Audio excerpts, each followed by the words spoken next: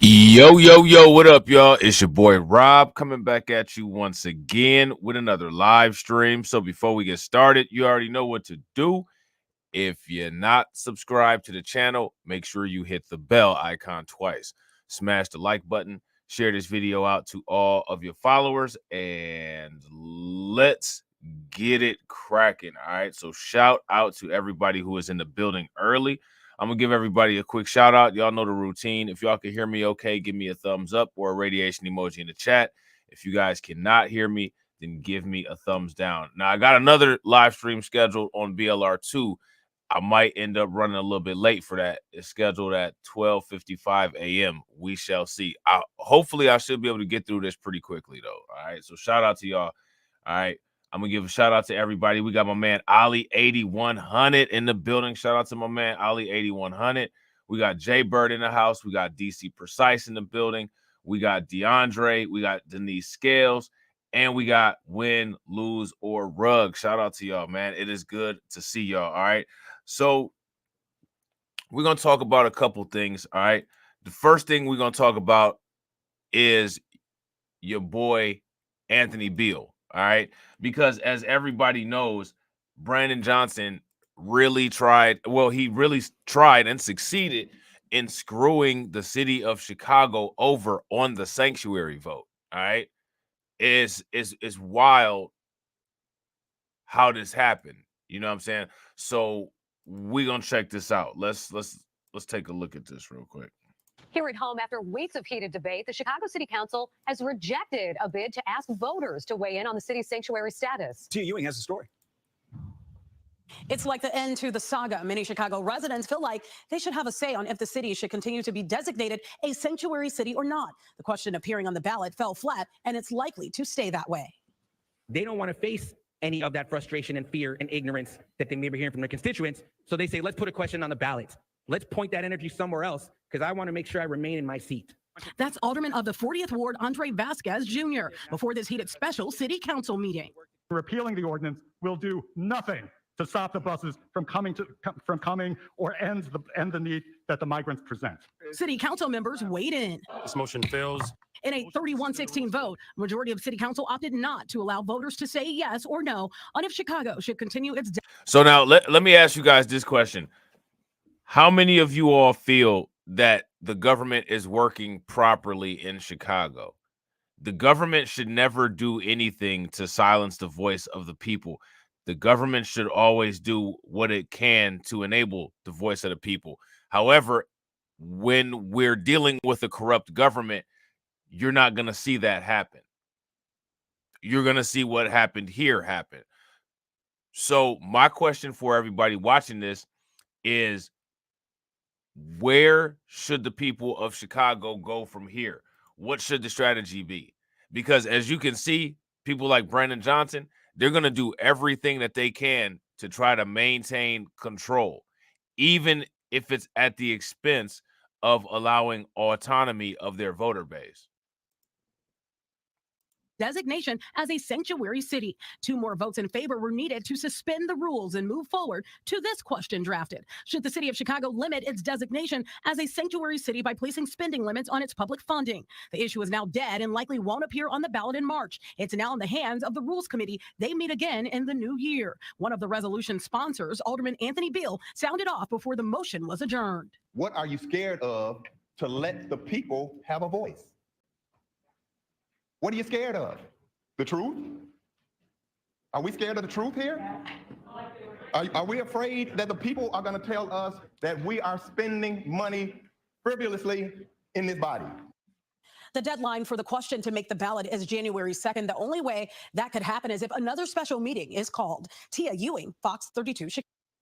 All right, so there's that. So now, remember, if you guys recall from a couple streams back, I kept asking that question. Shout out to my man U-Law. What's good with it, bro? I kept asking that question. What's going on with the sanctuary city vote? Remember, I kept asking that question. I was like, anybody heard anything? Anybody heard anything about the sanctuary city? What's going on with the sanctuary city vote? Now you guys know what was going on in the background. Now y'all know what was going on in the background. In fact, Win, Lose, or Rug says Chicago government is operating like they're trying to wash them out. Big facts, bro. Big facts. They're absolutely doing that. Now let's talk about the box bros, all right? Because the box bros still got issues. You know what I'm saying? I haven't gotten everything set up for the box bros, but it's going to happen eventually. There's discrepancies in Denver's new homelessness response dashboard. Why do you think that those discrepancies exist? Now, remember, the homeless epidemic is sharing resources with the migrant epidemic, right? And the migrant epidemic is actually getting more priority than the homeless epidemic. Now, mind you, the homeless people are American citizens, possibly at some point in their life taxpayers. You know what I'm saying? The migrants, in no point of their life have they ever been taxpayers. So my question is, we hear all of the rebuttals, right? Like we hear all of the rebuttals about why this is so important, why migrants need their help, yada, yada, yada, blah, blah, blah. We hear it, right? Okay, bet. I got you. I hear you. But why is it that those people that have all of those rebuttals, why do they never have any rebuttal to address the issues of how the American people are getting passed by? That's my question. What do y'all think about that? So let's check this out. And tonight, a distressing federal report showing a dramatic increase in homelessness across the U.S. Homelessness right now at its highest level since the government started tracking it. Homelessness is at the highest level. Uh-oh. Listen, we got problems. We got two huge problems. Migrant illegal border crossings are at their highest at all times, which means that migrant utilization of resources in sanctuary cities is going to be at the highest of all times, right? Now, remember, that same group of resources is also supposed to be shared and used by homeless people. But here's the problem. The homeless epidemic is at an all-time high. So here's my question. Where does all of this go? And tonight, a distressing federal report showing a dramatic increase in homelessness across the U.S. Homelessness right now at its highest level since the government started tracking it. Today, federal officials say more than 653,000 people are experiencing homelessness in this country. That marks an increase of 70,000 people compared to last year, and the most since the country began the yearly point-in-time report in 2007. In a statement, Housing and Urban Development Secretary Marcia Fudge said, "This data underscores the urgent need for support for proven solutions and strategies that help people quickly exit homelessness and that prevent homelessness in the first place." And this as Denver's Mayor Mike Johnston's administration continues their mission to move 1,000 people into housing by year's end. And here we are, just a couple of weeks ago in the year, a discrepancy in the city's new homeless response dashboard, updated to track long-term outcomes now, shows some inconsistencies in how these outcomes are reported. So this most recent number shows 500. So now here's my question for y'all. Where do y'all think that the inconsistencies in what the dashboard is reporting are coming from? Where are these inconsistencies coming from? 50 people were moved indoors since July with 89% retention. That is, those remained housed for at least 30 days. But just 2 days ago, the city reported that number as 584 with no explanation for the decrease. Homeless advocacy groups like House Keys Action Network Denver, or HAND, recently criticized the city's reporting, questioning how long people are sheltered before being tallied for in the House 1000 initiative. City officials originally stated people must stay inside for 14 days to be counted, but reports from local media outlets show they're backtracking on that requirement. Now, I reached out to multiple city agencies to get answers about the data discrepancy. So far, I have not heard back, but I promise we'll stay on top of this story right here on Denver 7 as we get closer to the mayor's self-imposed deadline. And digging deeper here, to meet the House 1000 goal, the city is turning its focus toward converting hotels into homeless shelters. And we learned earlier this week that 2 micro-community sites, one in Southwest Denver, another downtown, won't open now until January. And Denver now considering purchasing the Embassy Suites off East Hampton in Southeast Denver for a shelter. That has 200 rooms and would be primarily used for families with children. And you can weigh in on this proposal at a community meeting, which will be tomorrow, 10 a.m. at Hamilton Middle School. And City Council is set to vote on this purchase agreement Monday. So now, let me ask you guys this. Do you all think that in Denver, they will pass these things, and then once they pass these things, those purchases will end up being used for migrants? That's my question. You know what I'm saying? Shout out to Torian. What's good with it, bro? So I don't know if people are aware, and I didn't have this exact number in the last live stream that I did on BLR1, but there's a report here that says in the last 24 hours, right? And this is from today. In the last 24 hours, 11,000 migrants crossed into the United States. Now, they're not saying if these people illegally crossed. They're not saying if they legally crossed, and they're using that kind of language to make it so that you don't know what's going on purpose, so that you're not able to distinguish which ones are illegal versus which ones are legal, so that they can attempt to strike any kind of conversation about this kind of stuff. But what this is saying here from Fox 26 is that 11,000 migrants crossed into the United States in the past 24 hours. Fox sources say more than 11,000 migrants crossed into the U.S. over the last 24 hours. Now, we haven't seen this many daily crossings ever until this year. Fox's Mills Hayes is live for us in Eagle Pass, where they saw more than 1,000 migrants cross yesterday. And Mills, what are you seeing today? Hey, Anthony, well, it doesn't look like it's going to be letting up today. You can actually see some of the migrants right here behind me. They are waiting for Border Patrol buses to come and pick them up and take them to processing centers. There's about a dozen right there, but about another 100 over to my right. And here in Eagle Pass, they have seen more than 15,000 migrant encounters in the last week, and they've seen at least 12 criminal arrests. And people who live here on the border tell me that they're starting to get sick of it. In Eagle Pass, Texas, you can see men pull this woman over razor wire and a shipping container to safety. This may look like an obstacle course, but it's migrants illegally crossing the Rio Grande River into the U.S. This is an everyday thing. On Tuesday, an already overwhelmed Border Patrol was hit with a massive group, and more are on the way. New exclusive Fox video shows thousands of migrants waiting to catch trains. Y'all see this? Look at this, man. This is crazy. This is what it's looking like down there at the border. Real quick, ladies and gentlemen, shout out to everybody that's watching. If y'all haven't smashed the like button yet, please take a moment and smash that like button. Also, if you guys haven't hit the bell and subscribed to the channel, please make sure you guys do that. And also, please share the stream to your social media. Shout out to Jesse. What's good with it, bro? Look at this. Rio Grande River into the U.S. This is an everyday thing. On Tuesday, an already overwhelmed Border Patrol was hit with a massive group and more. Look at all of these. Look at this, man. All you got to do is just go and watch The Walking Dead. How many people have seen The Walking Dead in here? If you guys have seen The Walking Dead, any of them, give me a thumbs up. Don't this look like a horde of zombies? This looks like a horde of zombies outside of the prison from that season when they were outside of the prison. When that season they were fighting against the governor, and they had set up shop at the prison. Rick and all them. Yeah, it definitely looks like a cocoon. Like, this is wild, man. More are on the way. New exclusive. Look at all these people, man. They hop in these trains. Like, man, that's crazy. Fox video shows thousands of migrants waiting to catch trains in Mexico bound for the U.S. Maverick County Constable Beto De La Torre says they've seen this before. I mean, it got crazy. They were just hopping on the train, and you could see them running off the train and everything. So, I mean, it got really bad. We've got children with no parents at all, just with the information on their shirt, and it's pretty sad. It's been more than 2 years since Vice President Kamala Harris told my. How the hell? So did y'all hear that just now? They got these kids, and like these kids got a shirt with a shipping address on it. Man, that's crazy. And it's pretty sad.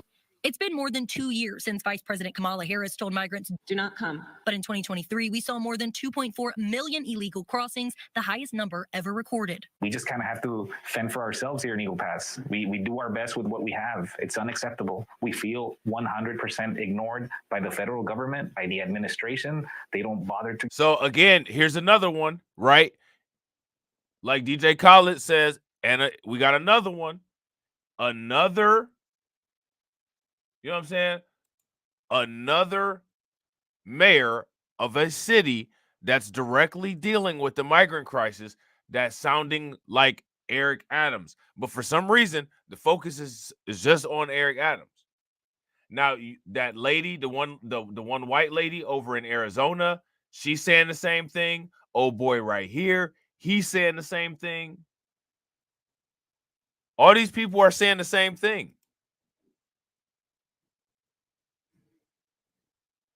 So my question is, why is the federal government not reacting? They're not even addressing anything that any of these people are saying.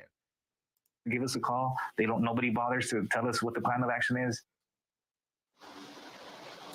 And the Biden administration does appear to be open to tightening border policies in exchange for aid for Ukraine. The Washington Post reported that the White House has floated the idea of expelling migrants without screening them for asylum purposes on days that they see a high number of illegal crossings. That likely wouldn't happen or change the policy until after the holiday season. In Eagle Pass, Mills Hayes, Fox 20. All right, so there's that, right? So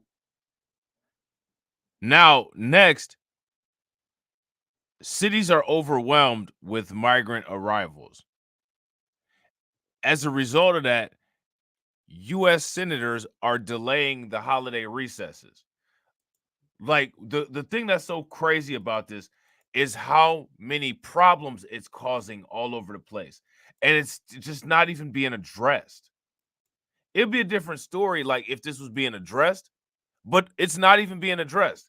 Here's my question. When it comes to politicians, who's actually looking at this and doing anything about it? Nobody. Yeah, and shout out to Jesse. You know what I'm saying? Mike Johnson, who I believe is the mayor of Denver, is saying the same thing. And as you guys know, Denver's a sanctuary city. They're getting migrants bust over there. They can't handle it. You know what I'm saying? Are delaying their holiday recess to try to cut a deal on money for Ukraine and border security. Republican lawmakers said that they won't sign off on Ukraine funding unless the bill includes border security also. Fox's Mills Hayes is live in Eagle Pass. So, Mills, what does it look like there at the border? Hey, Carolina Rashi. Well, I just saw a group of more than 100 migrants come over here. They just crossed over the river, and now a lot of them are huddled up together behind that orange barrier over there with those emergency blankets on top because they just had to cross that river, and it's very cold once you get out of there. They're waiting for Border Patrol to come and pick them up and take them to one of those processing centers. But we have seen more than 10,000 migrant encounters in the last 24 hours, and many of more than 10,000 in the last 24 hours. More than 10,000 in the last 24 hours. Now, imagine if that number continues. If there's 10,000 per day, every day, weekly, that would be what? 70,000 migrants per week? Now, here's my question. If that were to happen, if that will happen, how will these local governments deal with those volumes of people coming in without federal help? That's my question. the law enforcement officials I spoke with tell me that they are overwhelmed and overworked. It's gloomy and overcast in Eagle Pass, Texas, as hundreds of migrants turn themselves over to Border Patrol. But it's nowhere near as dark as the journey many migrants take. Dead bodies along the way through the jungle, and it's through Guatemala and Mexico where things worsen because even immigration officials start stealing from them, violating women, raping women. Venezuelan Alexander Luis Vazquez Salgado is one of more than 68,000 migrants that have crossed into the U.S. So again, my question is, if it's this bad and they know that it's this bad, you got to ask the question, like, why do they continue to keep coming the illegal way? Because I don't know if these problems would exist if they came the legal way. These are issues that they're having as a result of doing illegitimate business, if you ask me. You know what I'm saying? And real quick, shout out to everybody that's watching. We got 19 people watching and we got 17 likes. If everybody can bang that like button and get us to 25, that'd be great. Shout out to Jay. What's good with it, bro? In the last week alone. Because he does not support the current administration, it's hard for him to get a job. He's got a daughter who needs medication, severely ill daughter that costs him $320. He's hoping for political asylum, but cities like New York, Chicago, and San Antonio are running out of resources to help people. 2 hours southwest, Sheriff Tom Schmerber says people in Eagle Pass are uneasy about the thousands of new people coming to their city. See, I'm telling y'all, all of these cities are all out of money. Like the piggy bank is dry. Shout out to Deformed Pretty Boy. What's good with it, bro? The piggy bank is dry. Like they don't have no more money. Now, everything just up in the air. Shout out to Ty Valentine. What's good with it, bro? people that are crossing, not all of them are coming here for a better life. Some are running from the law, from other countries. Because Border Patrol agents are tied up processing the massive amounts of people arriving each day, local sheriff deputies have to step up to catch those evading law enforcement. Bad. And my deputies, I don't have enough deputies, and working out of overtime, and they're tired of working out of overtime. Despite the Senate staying later in Washington to hammer out those details on potential new border policies, it doesn't look like there's going to be any kind of relief I agree. anytime soon. I agree, bro. That's big facts. Torian said they did it to themselves. Unfortunately, we are all catching hell behind it. Facts. I agree with that. If you guys agree with that, give me a thumbs up. If y'all disagree, give me a thumbs down. I agree 100%. Because Republican House Speaker Mike Johnson said that he is not going to call back representatives until January, which means that any kind of new legislation tackling border policy would likely not happen until January. So there's that. You know what I'm saying? There is that. All right. So next, we're going to take a look at a news clip from GBN. All right. And as you guys know, GBN is that British channel, and they're actually doing some interesting coverage of the migrant crisis here in the United States, because as you guys know, they're dealing with a migrant crisis in the UK. But now they have the Uvalde mayor, and you guys know about the Uvalde mayor. Uvalde is where that Robb Elementary School got shot up. You know what I'm saying? And what they're saying here is that the police are involved in high-speed pursuits with human smugglers on a daily basis. Now, we talked about this a couple weeks ago. You guys remember when we talked about that? We talked about how the car accidents in certain areas close to the border are at an all-time high as a result of pursuit of human traffickers and migrant smugglers. You guys remember that? We talked about that. So we're going to listen to what these two had to say, because another thing that they're saying is that American citizens are being treated like second-class citizens in comparison with how the migrants are being treated. Which is such an important problem for both our countries. You're about an hour's drive from the Mexican border. So how is Uvalde affected by illegal migration? Well, one of the things that we deal with is what they call the gotaways, the foot traffic, and then the high-speed chases. I mean, we have high-speed pursuits on a daily basis to Uvalde, anywhere from 2 to 4 a day. Then they come into the community and they bail out and run through the neighborhoods and so forth. And so that ties our law enforcement up all day trying to round up these people, because we don't know who's in these cars. I mean, in the past, we've caught rapists, we've caught murderers, we've caught drug dealers, we've caught gang leaders. So, I mean, it's just... I mean, so again, how we don't know this stuff because these people are undocumented. Yeah, when they just busted out of that car like some damn, I don't know what. Yeah. Shout out to DC Precise. Facts. Oh, you already know they're talking about white people. They're not talking about anybody else. They're talking about the other set of immigrants. They're talking about the immigrants that stole the country, which now a new set of immigrants is coming in to steal the country. Ironic, you know what I'm saying? To say the least. So, I mean, it's really frustrating. Now the influx has gotten so much that people are even walking from the border through our town and community. And as they go, they have a sense of entitlement, and they steal, they take what they want, and, really don't think they have any regard for anybody's property or anybody's safety. So how many police do you have available to you in Uvalde to try and stop these people? We on any given time, we have about 14 officers on duty and probably 4 sheriff deputies. So that's not a huge amount of police, is it, to try and catch and send these people back? And if you do catch them, do they get sent back? No, then we turn them over to the Border Patrol if we get the Border Patrol to answer, because they're so overwhelmed. And then we turn them over to them, and then they turn them loose. So now here goes the question. Why is it that if these migrants, if they're getting caught committing crimes within a community, why then, when they turn them over to law enforcement and law enforcement turns them over to Border Patrol, why does Border Patrol release them back into the United States. Does that make any sense? Like, why would they do that? It's really sad. I mean, what's going on? So there's that. All right. So next, what we're gonna look at is we're gonna look at this article here that's clearly behind slightly. Okay. This article right here is clearly behind slightly, but we can still get, you know, a little bit of a picture of what's going on. Now, we saw the numbers. It said that 10,000 people came in within the last 24 hours. And then we saw some research earlier that said that there's been like an average of 9,000 people coming into the United States per day. All right. This article here gives a different number. It says 5,000 illegal immigrants released every day into U.S. Administration official admits. All right. The Biden administration has informed lawmakers that approximately 5,000 illegal immigrants are being released into the U.S. daily, with over 670,000 evading Border Patrol last fiscal year.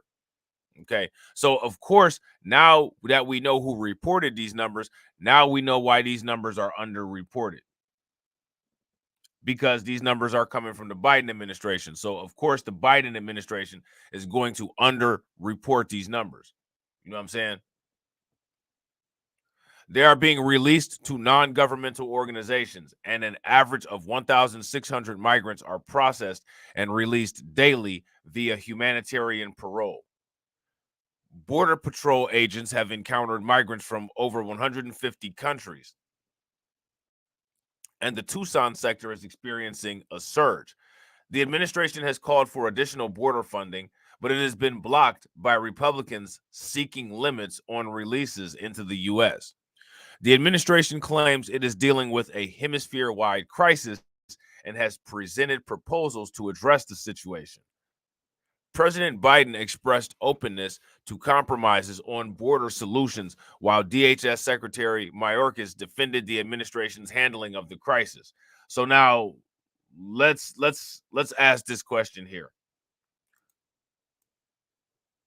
Do you all feel that the Biden administration has been handling the border crisis appropriately?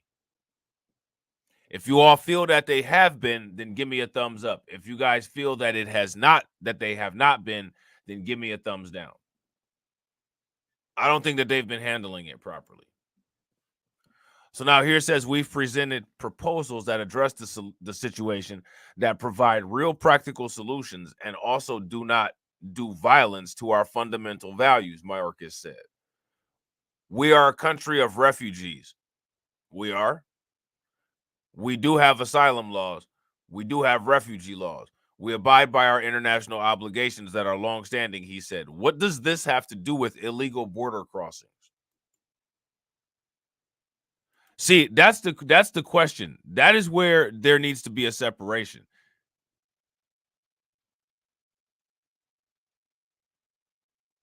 That's where there needs to be a separation. What does that have to do with illegal border crossing? When you talk about refugees and you talk about asylum, no one ever said that people shouldn't be allowed to take refuge, and nobody ever said that people aren't allowed to apply for asylum and receive asylum if they qualify. No one said that. So what you got, like, you got to understand, this is one of the ways that they handle any kind of situation. They'll purposely deflect and not address the direct issue. The direct issue is illegal border crossing. Illegal border crossing.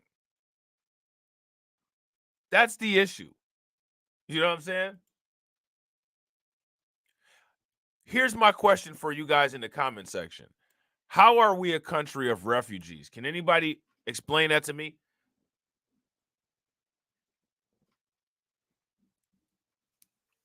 How is the United States a country of refugees?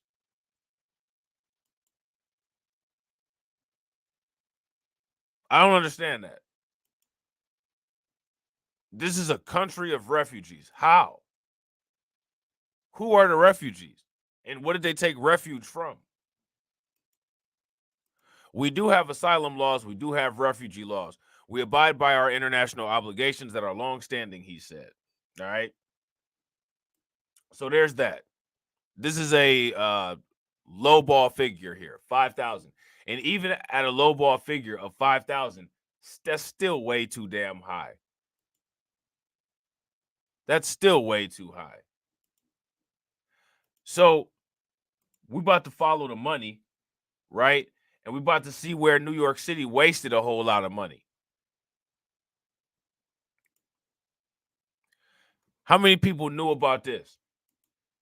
Company paid $420 million of taxpayer cash to feed New York City's migrants after winning a no-bid contract, and then they trashed 70,000 meals worth $776,000 in just 1 month, as New York City Mayor Eric Adams is forced to slash billions from the city budget. You know what I'm saying?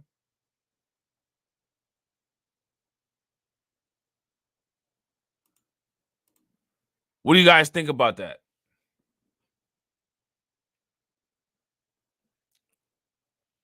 $432 million, and then they threw away 70,000 meals.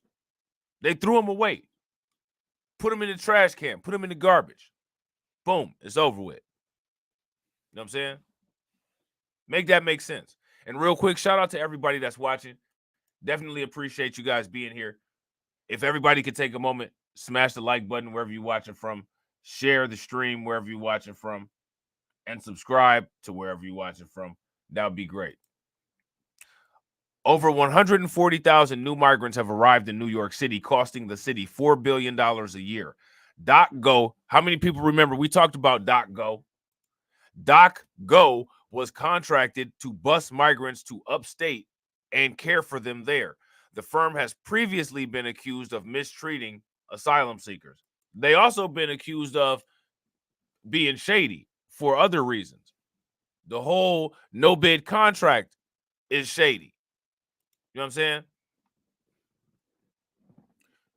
A company awarded a no-bid contract to care for and feed New York City's migrants trashed as many as 70,000 uneaten meals worth $776,000 in just 1 month, per a new report.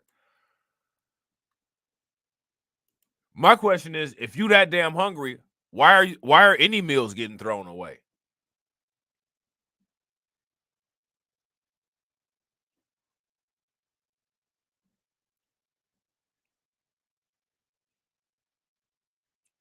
Why are any of these meals getting thrown away? If you're so damn hungry, you don't throw food away if you're hungry. How many of you all growing up, it used to be a requirement that you had to, quote unquote, clean your dinner plate. If you was one of them people that grew up in a household where your parents was like, you better clean that plate. And I'm not talking about with the dishwasher or with a dish rag. You had to eat all the food off your plate or else you was in trouble. Give me a thumbs up. So you mean to tell me these people been swimming through the Darien Gap, going through the jungle like Indiana Jones, getting into Mexico, sitting outside this border fence for all this time, you know what I'm saying? And they hungry as hell, and then they get here and their stomachs is full, and you forced to throw away 70,000 meals. What about the homeless people could have ate some of the meals that got thrown away? And yeah, that's exactly. Facts. Deformed pretty boy. That's what I was just saying. They could have gave them to the hungry vets.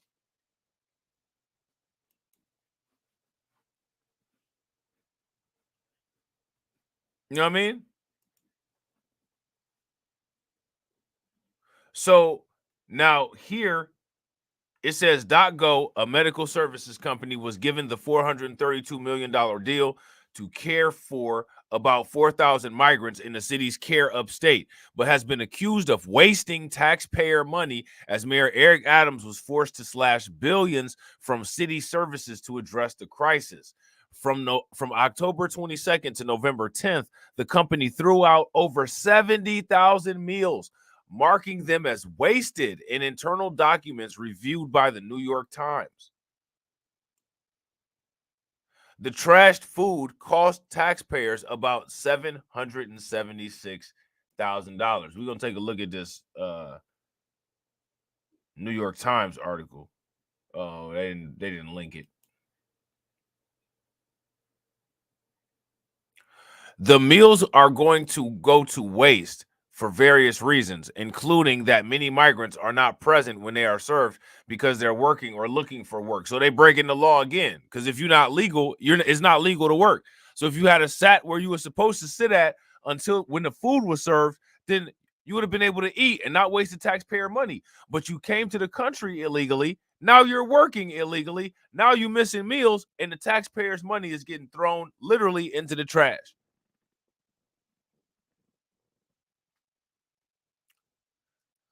How are you working on an empty stomach?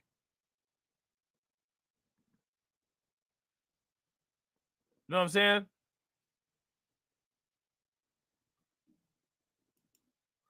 Moreover, many have reportedly started cooking in their hotel rooms. Cooking what? What are you cooking?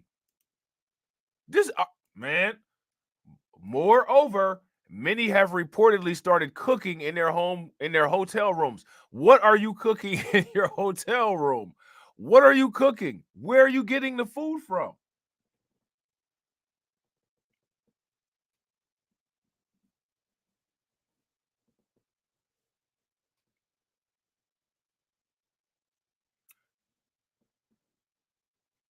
It's just more and more nonsense with this stuff, just more and more mysteries, and it don't even make any sense. It just is. You listen to this stuff and it doesn't even make any sense. What groceries are they buying? Facts. Shout out to Win Loser Rug. What groceries are they buying? Where are you getting the money from for groceries? Why are you even buying groceries when you're at a place where you get free food, meals prepared for you? We don't want this. You know what I'm saying? We want some lobster tail. Like, seriously? But at the same time, though, how many people ever seen somebody get a rack of lobsters or a rack of ribs with the EBT cards? They picked up on the American hustle real quick, didn't they? You know what I'm saying? They picked up on it real quick. They fast learners. You know what I'm saying? The meals are going to work for various reasons, including that many migrants are not present when they are served because they're working or looking for work. Man, stop it.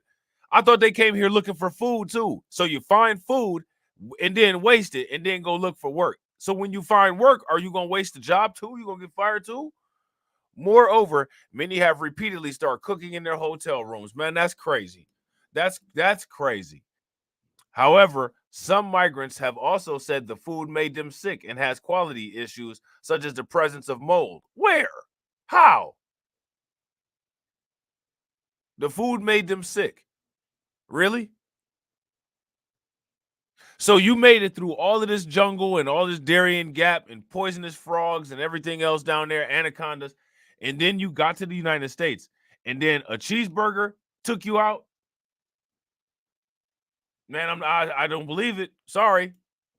I don't believe it that you got took out by a damn cheeseburger and some fries. I refuse to believe it.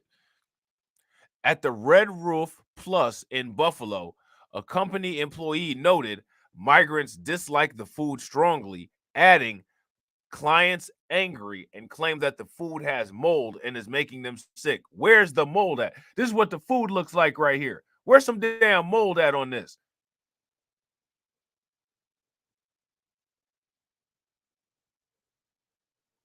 This is one of the meals that got thrown away right here. Some nasty carrots, you know, the little factory mixed vegetable chips with some ice cream scooped out, mashed potatoes, probably from some powder, and some laboratory chicken breast. I mean, okay, you know what I'm saying? This isn't bad. This is just a freezer meal. This is a TV damn dinner. Right? This is a TV dinner. And real quick, again, shout out to everybody that's watching. If you guys haven't taken a moment to smash that like button, please do. Also, if you have not subscribed to the channel, please subscribe. We got 15 more days. You know what I'm saying? Let me see. Is that what we got? 15 more days? Yeah, we got 15 more days in the month, and we trying to get to 500 by the end of the month. So help us out with them subs by hitting that bell. Also, make sure y'all share the stream. Hit that like button. Don't waste the stream like how they wasted this food right here. Hit that like button. They hit the dislike button on that food though.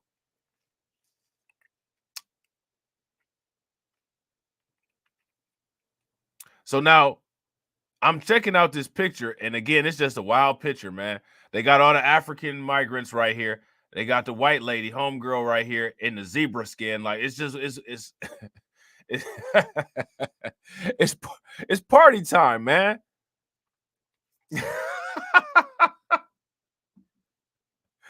It's like it don't make no damn sense. They be having some crazy imagery when it comes to this stuff, man. They be having crazy imagery, man. Crazy imagery, man. Barefoot. This motherfucker right here got 6 toes. Homegirl, you know what I'm saying? The white lady dressed like Tarzan with the Walmart reusable bag. Homegirl over here, video recording. I don't know what's going on right here, man. I don't know. What's going on right here, y'all? What's popping right here?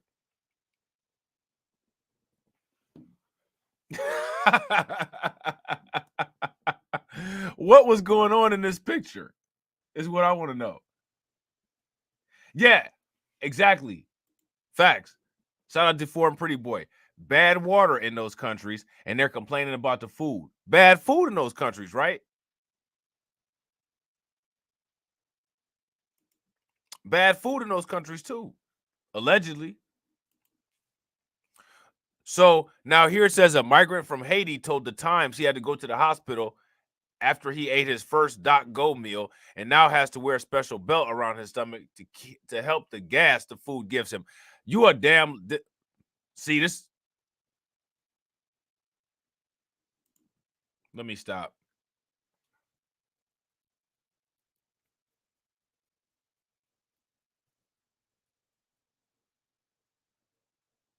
Let me stop. I'm going to read this again, y'all. A migrant from Haiti told the Times he had to go to the hospital after he ate his first .go meal and now has to wear a special belt around his stomach to help the gas the food gives him. So you got permanent gas from this food that you ate. He got permanent gas. Who has anybody ever heard? What's the name of this medical diagnosis for this right here?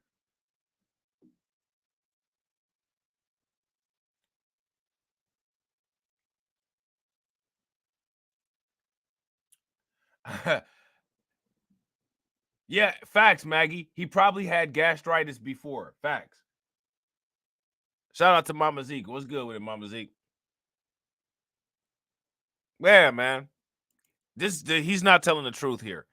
And if this is the case, then he should have only had to wear this belt during the time when he had the quote unquote gas, and then like after it should be gone. But what kind of special belt are you wearing to help you with some kind of gas? Like, come on, bro. .go, which had no previous experience caring for migrants and previously worked as a C-19 testing firm, has been accused of mistreating the asylum seekers in its care. The company was given a no-bid contract in May to help bus migrants upstate and care for them as the city ran out of room. So now, here's my question for you guys. How did they get awarded the contract? There was no bid, right? This was a no-bid contract. So how did they compare all the possible candidates for this and choose this company that has no experience in this for the job? How did that happen? How did they do that? How did that decision get made? You know what I'm saying? The contract states the food is meant to be provided with no profit to the company. Back in August, Governor Kathy Hochul opened up a probe into the company over complaints by migrants who claimed they were lured to Albany with promises of jobs and legal assistance and then abandoned by .go. Now, here go the question. How come the migrants not complaining about the cartel members who lured them to the United States with promises of a job and legal assistance and then abandoned them?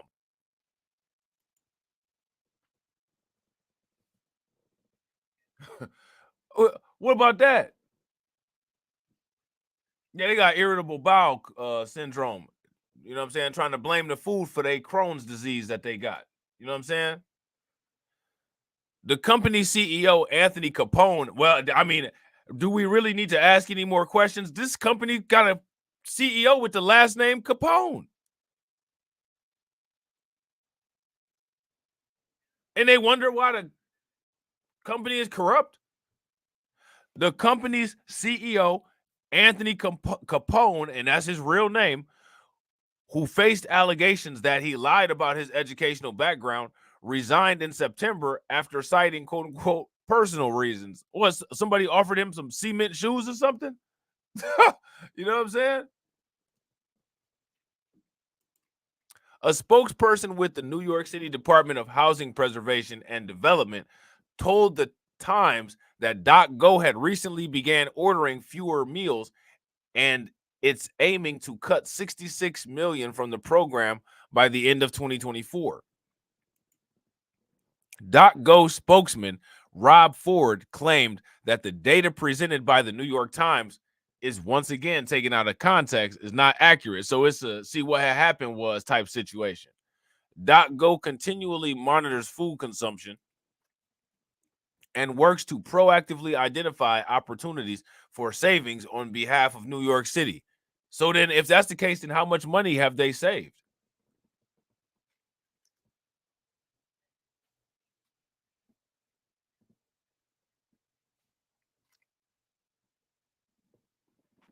How much money have they saved? The firm was founded in 2015 by Stanley Vashovsky with the goal of revolutionizing medical transport and mobile healthcare delivery. So now here's my question. How is a company like that qualified to house and deal with migrants?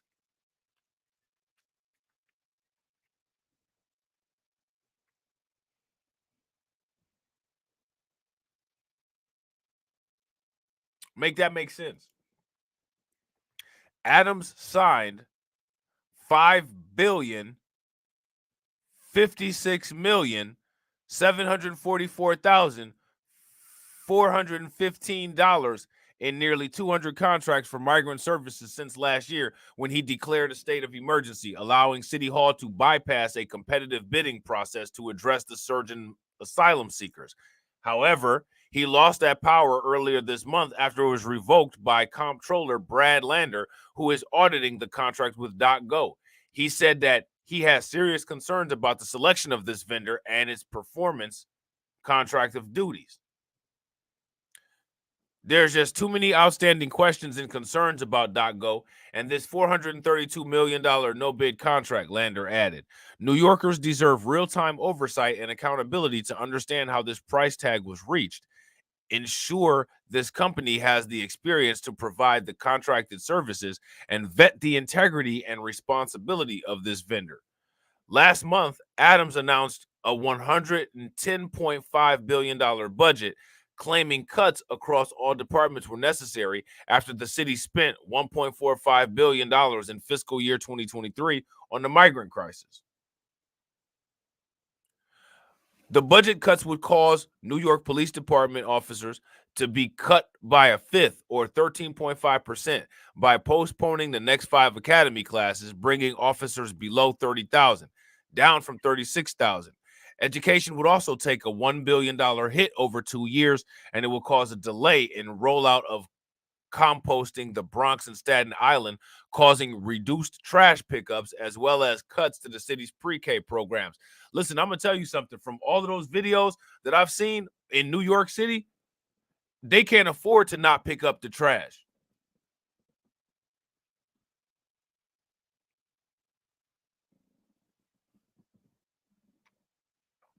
You know what I'm saying? They cannot afford to not pick the trash up in New York. The New York Public Library, Brooklyn Public Library, and Queens Public Library also would need to eliminate Sunday service due to the budget cut. So now I want you guys to understand what's going on here. The citizens of New York City are losing a lot. They're expected to just be okay with giving up a lot. You know what I'm saying?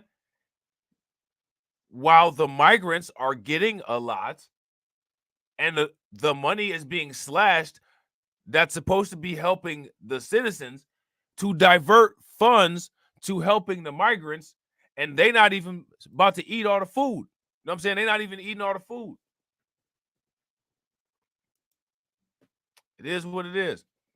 Without sufficient funding, get ready, guys. Without sufficient funding, we cannot sustain our current levels of service, and any further cuts to the library's budgets will unfortunately result in deeper service impacts, the library said in a statement. The cuts would also decrease funding for 2 children's programs, summer school and universal pre-kindergarten. Why is it that programs that are supposed to help us to produce better quality youth are always what gets cut? Why is that? That's my question, guys.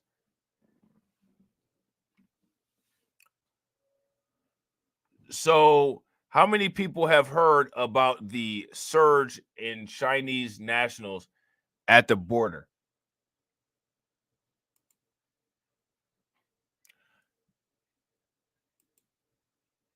There's a huge surge Chinese nationals at the border. See? Biden border crisis exposing U.S. to exceedingly high sabotage risk as Chinese migrant encounters rise. Now, we talked about this before, right? And they said the whatever it was that we watched before when we was talking about it, what they said was that, this is occurring because people are trying to get out of the Xi Jinping regime over there in China. I said, what if these are people that are coming over here to infiltrate the United States? That's what Fox News finna talk about. And Border Protection agents are overwhelmed with the surge of illegal border crossings, people coming in droves. There now has been over 7,000 illegal Chinese migrant encounters nationwide just in the last month. This is part of between 8 and 10 million people who have crossed into this country on Joe Biden's watch. I spoke with Kansas. I want to ask y'all this for real. Like, for real, for real. What are Chinese migrants doing at the border? What are Chinese migrants doing at the border? Seriously, y'all. What are they doing there? And real quick, shout out to everybody that's watching. We got 26 people watching and we got 27 likes. If everybody can bang on that like button and get us to 40, that'd be great. Senator Roger Marshall yesterday on Sunday Morning Futures about the border crisis underway. Watch. It's a sad day when the Chinese Communist Party pays more attention to our southern border than the White House does. To your point, 24,000 Chinese nationalists have crossed the border under Joe Biden. Those people have now taken positions throughout the country. They're running the police stations here in New York City. Then they're keeping track of their own folks, making sure they're staying in order. And shout out to Deformed Pretty Boy, DC Precise, Lehman Lucas, Brooklyn Queen. All of you guys have all talked about that Chinese police force. How many people knew about that Chinese police force? If y'all knew about that Chinese police force, give me a thumbs up. If y'all did not, then give me a thumbs down. He pays more attention to our southern border than the White House does. To your point, 24,000 Chinese nationalists have crossed the border under Joe Biden. Those people have now taken positions throughout the country. They're running the police stations here in New York City. Then they're keeping track of their own folks, making sure they're staying in order. They're the money collectors on the end of the fentanyl as well. They're setting up Confucius schools. They've infiltrated our research, and they're buying farmland next to military bases, all things you've reported on, Maria.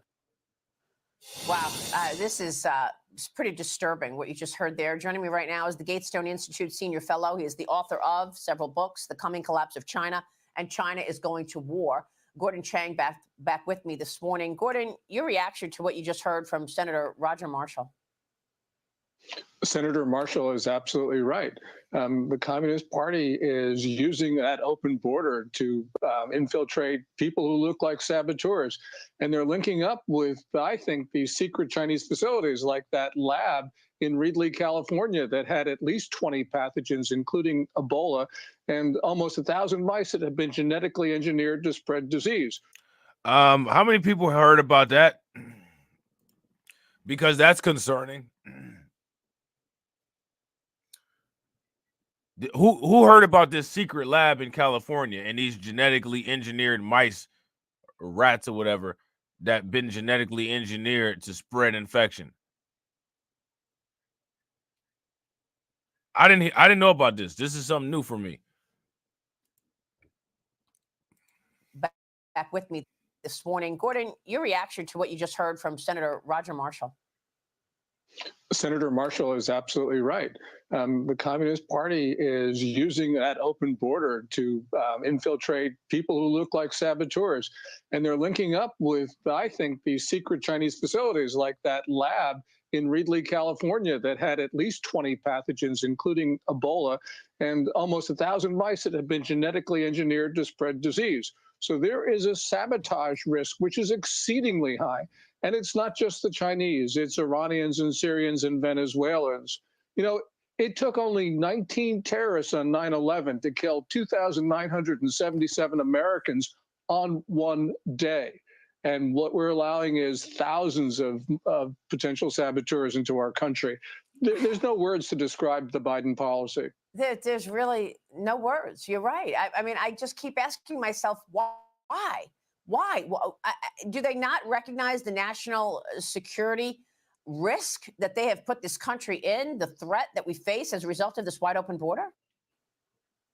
They don't recognize it. And we know that there are a lot of pro-Iran elements in both the State Department and in the National Security Council.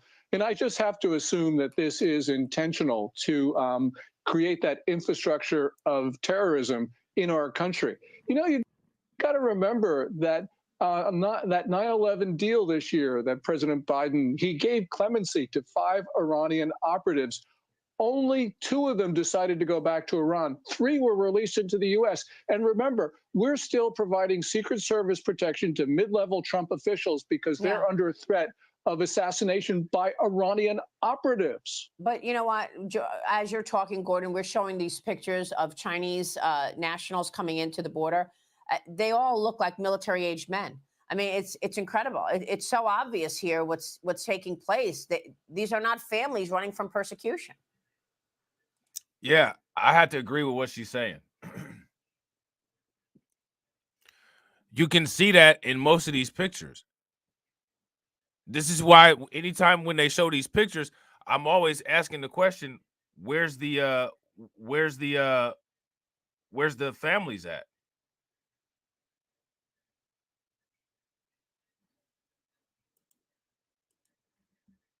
Yeah, they're coming across in packs of 5 to 15. There are no family members coming with them. And there's really been a change in composition of the Chinese coming across our border. If you go back a year and a half ago, there were Chinese families coming. That's an indication of people just desperate to leave. These you don't see family members in these pictures. No, you don't. Not at all. Meanwhile, top defense experts are warning Taiwan is growing frustrated with the U.S. and the U.S.'s ability to provide all these promised weapons, saying it is a serious problem. The former U.S. Deputy Assistant Secretary for Defense for East Asia told the Daily Mail, quote, while always gracious and grateful for American support, Taiwanese interlocutors are beginning to express a growing sense of skepticism and concern about the U.S.'s ability to deter aggression. Now, that's interesting, right? What is that saying right there?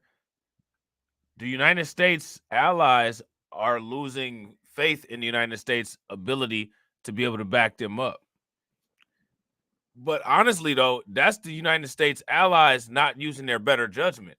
Because for real, if it was me and I was a United States ally, I would pay close attention to how the United States manage its own border.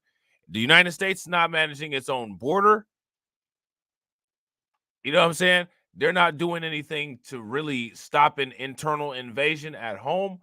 I don't know exactly how much I would trust the United States' ability to be able to do anything on my behalf if the United States ain't even taking care of itself. You know what I'm saying? But they got faith, so good luck. Gordon, many of these weapons, I'm told, were already paid for, and yet we're not delivering them to Taiwan. Why? Yeah, there are arms deals that were announced in 2017 that have not yet been completed. And there are a number of problems here. You know, a number of administrations, not just the current one, have been slow walking arms sales to Taiwan, and that's been deliberate. But now we've got some other problems, and that is we have low stocks of weapons because of Ukraine. And also, we have a Pentagon that in general is not able to conduct operations. You know, there's a problem in the Pentagon, and it's across all the services, it's across administrations. We have no sense of urgency. And even though the Chinese continue to talk about war and prepare for war, you know, we're oblivious. This is going to end up in the destruction of the United States, and that's a real possibility. And it's because of our own government. Well, it's what I keep hearing from people and viewers, that we're losing our country. People are afraid. We know what the goal of the Communist Party of China is, to overtake the United States as the.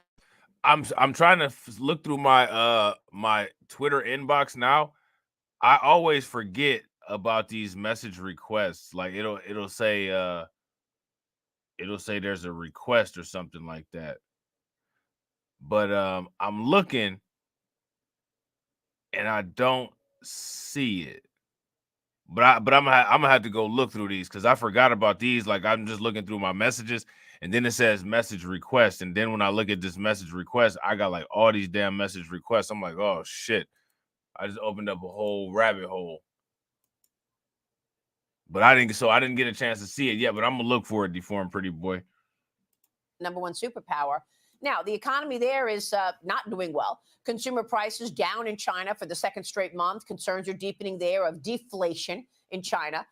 The consumer price index down 0.5% year over year and month over month. Xi Jinping warned ahead of the data on Friday that the country's, quote, economic recovery is still at a critical stage, Gordon. What do you want to say about the Chinese economy and its impact on the world?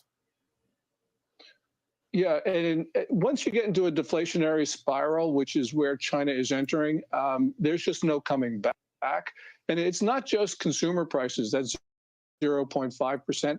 The producer price index for last month fell 3.0%. That's the 14th straight month of decline in producer prices.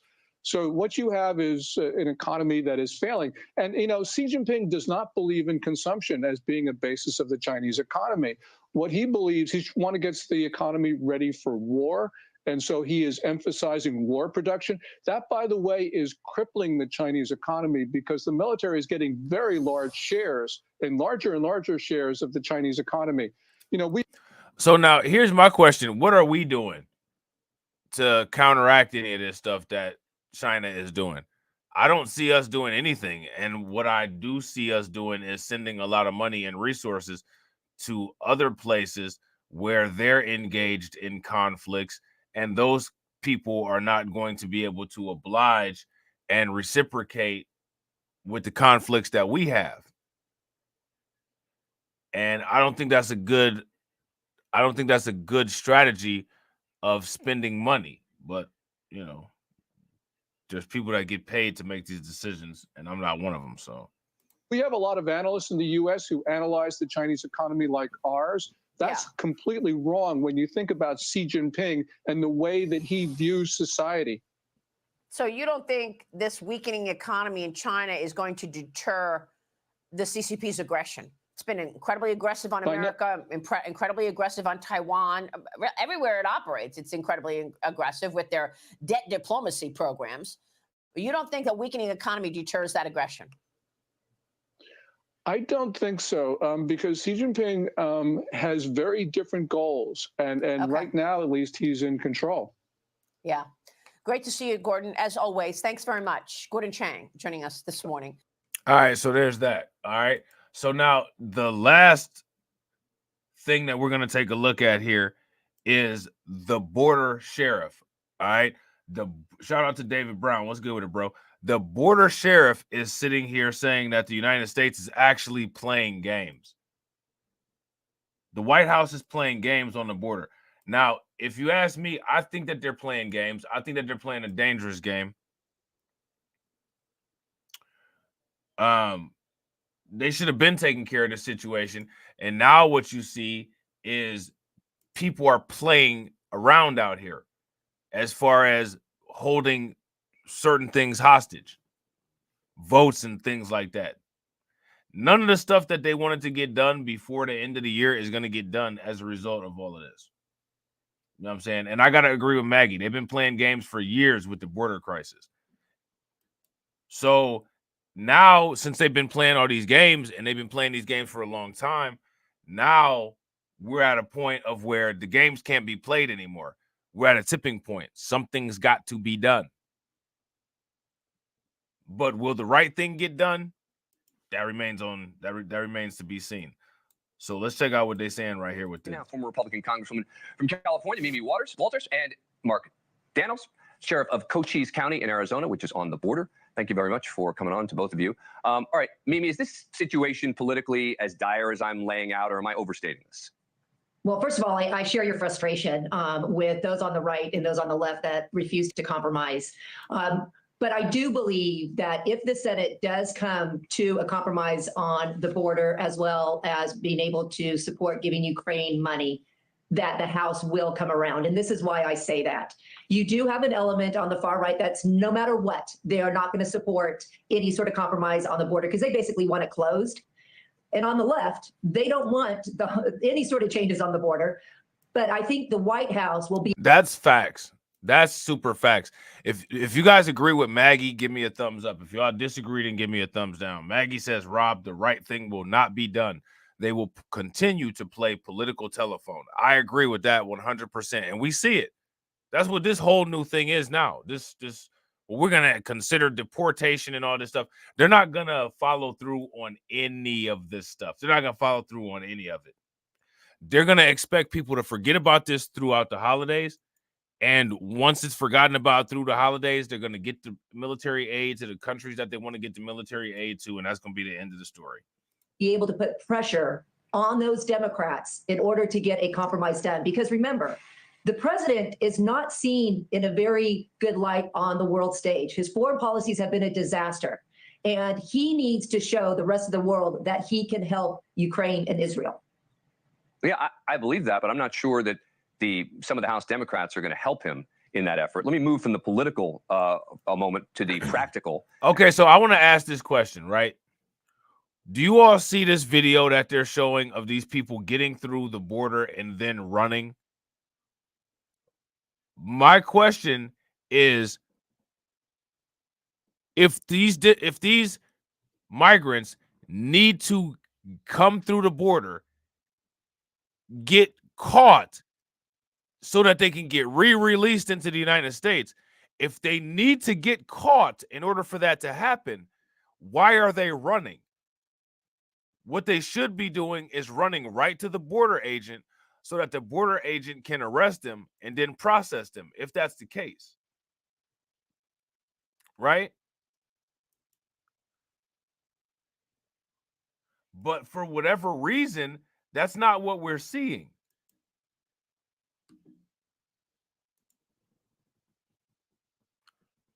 So what's really going on is the question. And ask the sheriff about this. All right, so Sheriff, I'm not going to ask you to get into the politics of this, but just lay out the practicalities for me. You know, we need something, right? I mean, you're there on the border. If it's a compromise bill, that's better than nothing, I would assume, right? I would agree with you, Dan. As you just stated, we're living the frustration every day. And as part of national sheriffs, we have reached out to Congress. We have reached out to the White House. We have worked with our border governors, because what we see in Cochise County is an erosion of our quality of life. As we watch Washington, D.C. play political safety instead of public safety and bury border security in the middle of all that for immigration, we're suffering every day. In the last 2 years, to give you an idea, we've had over 400 people booked in my jail just for failure to yield smuggling attempts. We had over 553 people booked for smuggling charges and under state violations in 14 months. It's cost my county $8.6 million for border crimes in Cochise County. Look at this, man. Like, they're not even using gloves or anything. Do y'all see this? Like, they're literally just unwrapping this wire that they put up.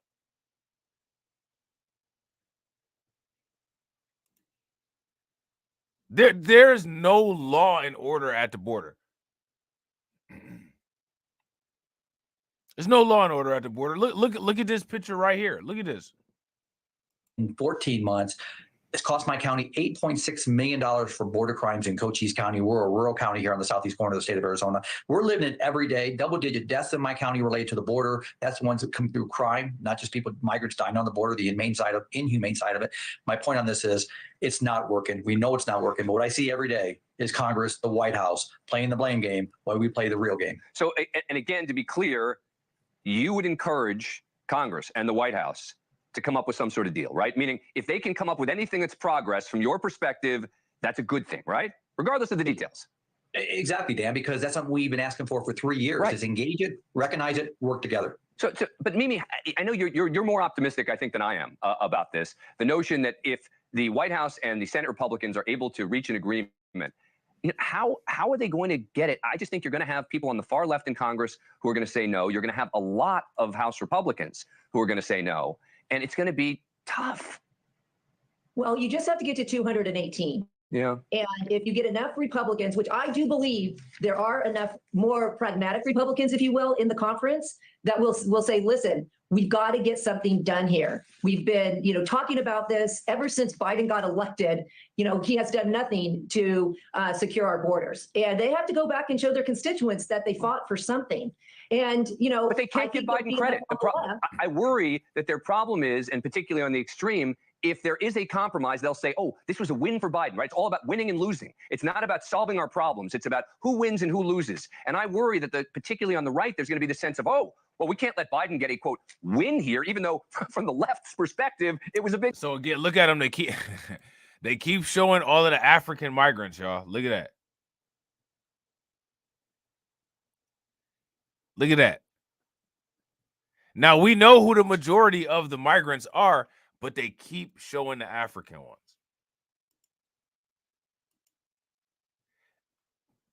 I want y'all to pay close attention to that. We're keeping track of that.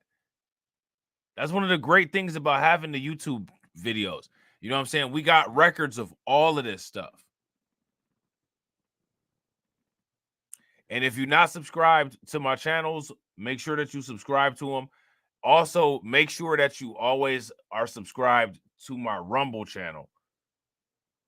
Make sure that you subscribe to my Rumble channel. If you have Rumble, go over to Rumble and subscribe to Blacklight Revelations. Make sure that you are subscribed over there, because you never know what YouTube is going to do. Yeah, the overwhelming majority of the migrants are Latinos. They are Latinos. They are also, all the migrants are also being hosted by a Latino country that is not following the law and that is working with a cartel. And the reason why they're working with that cartel is because that cartel makes up 5% of their GDP.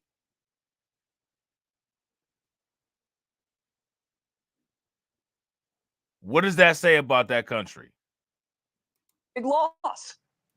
Well, it's all about the messaging, right? It's how you're going to go out and message that. Yeah. And by the way, those on the far right, they're never going to support any sort of compromise when it comes to the border. They're just not going to do it. Right. And so we're going to have to look to see those members that, and some of them, quite frankly, we have quite a few members that are in swing seats. I mean, there's probably 17 or 18 of them right there that Biden won their districts, and they have to compromise more in order to be able to be reelected. So we'll see how well Mike Johnson does. If the Senate comes to a compromise, this will be a true test of Speaker Johnson to see if he can put a coalition together to get a bill passed. Thank you for watching. Go to Now, here's my question. What do you guys think? Do you all think that these bills will get passed before Christmas or no? If you guys think that they will get passed before Christmas, then give me a thumbs up. If you guys think that they won't get passed before Christmas, then give me a thumbs down. You guys remember this guy right here? That guy on the left that was all outraged about Kyrie Irving and just all pissed off. And you know what I'm saying? His face looks like a butthole. Does anybody remember this guy?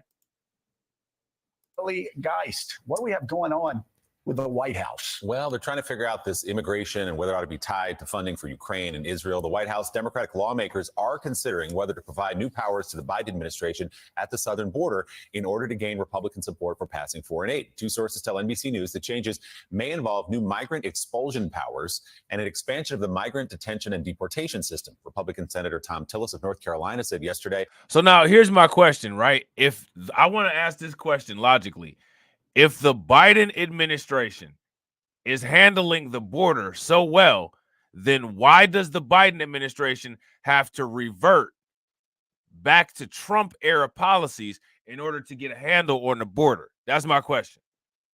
I don't think that that changing this is going to get a handle on the border, but the fact that they are attempting to move backwards and use Trump era policies now coming into the 2024 election for people who plan on voting, if you have a president who that president has been so ineffective that he needs to roll back and utilize policy from the former president, and the former president is in the same running, is in the same race, well, to me, for those people who are voting, it would seem to be obvious who should earn the vote.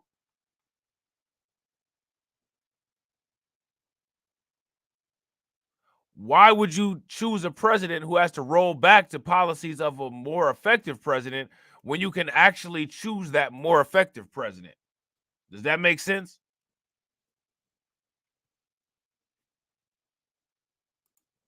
And shout out to Brooklyn Queen for being a like enforcer. Shout out to everybody that's been a like enforcer. Negotiators are still working on specifics. He called on the Senate to stay in Washington until an agreement is reached. We'll see how that goes. But pro-immigration groups dubbing the possible framework as, quote, Title 42 on steroids. Let's bring in White House correspondent for Politico and co-author of the playbook, Eugene Daniels. Eugene, good to see you. Probably wishful thinking to ask. Let me just ask y'all this question. Do all Democrat shills have a certain look about them? Can you just look at somebody and be like, I already know what's about to come out their mouth?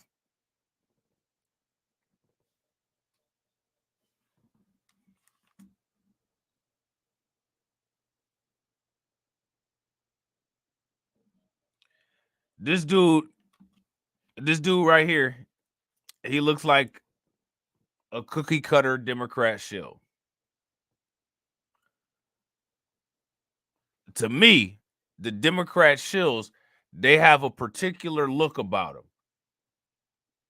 And it's, it's not a bad look. I'm not sitting up here saying, they look, bad or anything like that. It's just they got a certain look to them. You know what I'm saying? People that's kind of rough around the edges got a certain kind of look to them too. You know what I'm saying? Congress to stay in town. They're scheduled to leave for their recess later today. But where do these negotiations stand, and how open is the White House really to some change in immigration policy? I mean, the good thing for folks who want a deal done is that the conversations are still happening. There was earlier this week where there were concerns that they were just too far apart and nothing was going to happen. We reported today at Politico that Chris Murphy, Kristen Sinema, and James Langford were continuing negotiations last night and meeting with top administration officials, including Alejandro Mayorkas, who is the DHS secretary and has a lot to say on this matter. So they're continuing to have those conversations. So that's one. But the administration has, as you said, signaled that it's open to making it harder for migrants possibly to seek asylum. Yo, man, I just realized, yo, do y'all see this? This dude got purple fingernails. Alejandro Mayorkas, who is... Y'all see that? Look at the bottom of the screen. Homeboy got purple fingernails.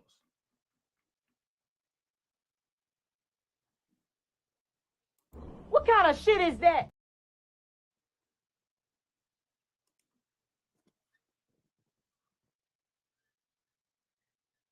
If you guys can see it, give me a thumbs up.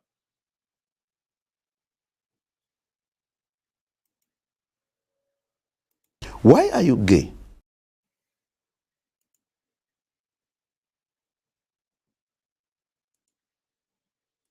Is the DHS secretary and has a lot to say on this matter. So they're continuing to have those conversations. So that's one. But the administration has, as you said, signaled that it's open. Hold on real quick. There's a good angle right there. I want y'all to be able to see this. Terry, and has a lot to say on this matter. So they're continuing to have those conversations. So that's one. But the administration has, as you said, signaled that it's open. Damn, I keep missing it. To making it harder for migrants possibly to seek asylum, making it easier. I keep missing it, man. Did y'all see it? Do y'all see them fingernails? Are purple? Shout out to Crew Royalty. What's good with it, bro? B1. For the government to expel them. Damn, man. And you are going to continue to... Hold on. Let's see. Asylum, making it easier for the government to expel them. And you are going to continue to hear from folks on the left, and not even the far left, just folks on the left and within the Democratic Party, that this is not what they want to see. And especially when you tie it to getting more aid for Ukraine and possibly some Israel stuff thrown in there in this deal, they are saying that the White House, that Democrats are going to look as if they are selling out migrants and people of color here for... There you go. Got it. Got it. Got it. Got it.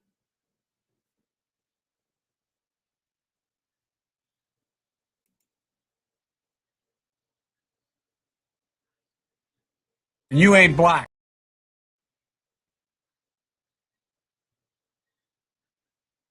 Idiots! I'm surrounded by incompetent idiots! Oh, man. We're done with him. You know what I'm saying? We're done. Shout out to David Brown. You ain't black.